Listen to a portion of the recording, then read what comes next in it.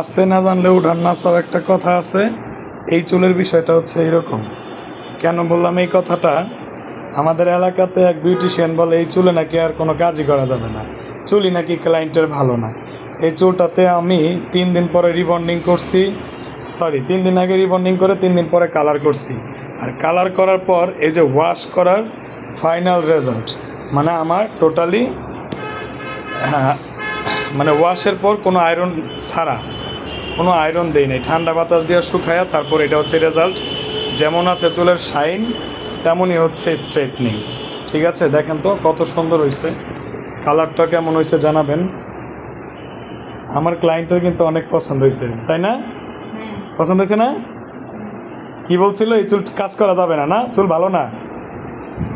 তাহলে এই চুল জামাই বিউটি পার্লার কেমনে ঠিক করলাম কোন?